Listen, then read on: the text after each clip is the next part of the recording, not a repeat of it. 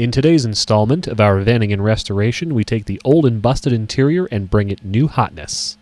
Ladies and gentlemen, let's go! Hit it!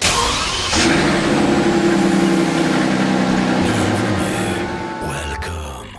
For those of you who've seen the van in person or remember the initial build log of it from my website long ago, you will remember that I did redo some of the interior, but never really addressed things in the way that I wanted them done. At the time, I wanted to incorporate subwoofers, an extra battery, and still have plenty of room for carrying passengers and cargo. Working within the confines of a tight budget basically constrained me to using the seats that came with the van and replacing the worn carpet without doing much else in the way of custom work that would allow me to properly utilize the space. Despite the restrictions, I came up with a functional solution by making the seats face each other. Everyone loved the atmosphere that this created, and it quickly became a favorite place to hang out when camping or when the weather was nice outside. I was able to mount the subwoofer box on a wooden frame in the rear, which allowed me to maintain access to the engine compartment cover. And on a VW, that's really important. After adding in a center console I scavenged from a Chevy Blazer at the junkyard, I went ahead and replaced the interior carpet and added a police car computer, and decided that at that point the recipe for my interior was complete enough. I mean, let's face it, after you've put in the time and got a vehicle working, driving it just becomes irresistible, and the interior can sometimes be a little bit lower of a priority. One of the first lessons in the deficiency of my prioritization skills came when we went camping. For example, to form a bed, wood would be placed across the two seat bottoms with the appropriate salad of sleeping bags, cushions, and foam piled on top. This was indeed comfortable for anyone who was shorter than I am, but as I'm over 6 feet tall, this made for some awkward sleeping. The seat frame was another thing. With bulky armrests and framing, this only allowed modest storage underneath the seats, whereas a frame built with storage in mind could triple the amount of stuff you could stick into the same space. I modeled my interior after some limousines I have seen utilizing the horseshoe-shaped seating configuration. This allows a bridge for animals from back to the front and seems to provide the most flexibility and storage. Execution of this for me started with a steel frame being constructed out of box tubing. It is important from a weight perspective not to choose a material that has a lot of wall thickness, but it must be sturdy enough to endure the most rigorous of intended use cases. In my situation, I still wanted the ability to potentially haul engines or building materials and made this a factor in my decision-making.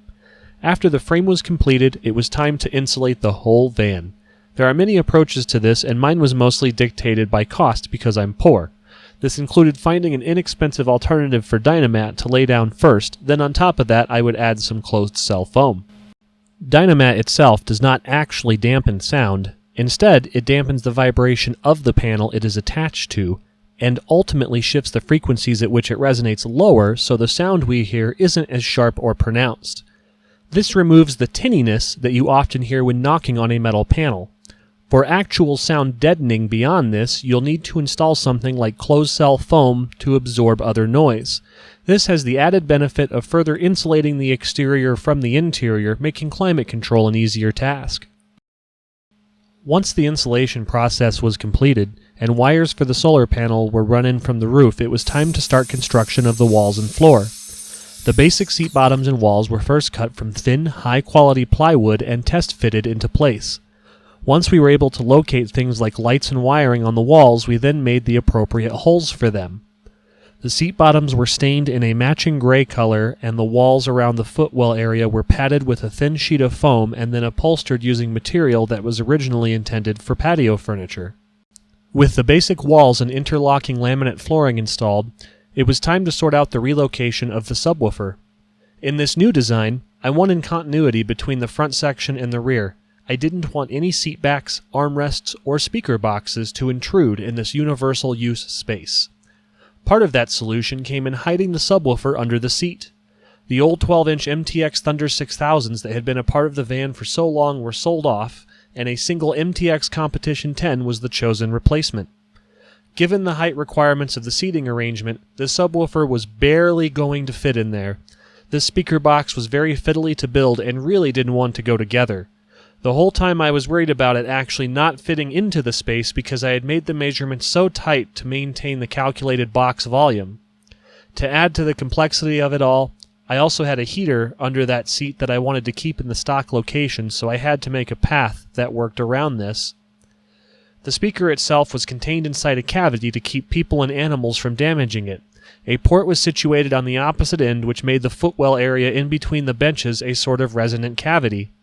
Once all 10 bazillion screws were locked in, the same foam padding and covering blended in the box with the rest of the floor. I would like to make some trim pieces that go around the ports and vents, so expect to see that in the near future.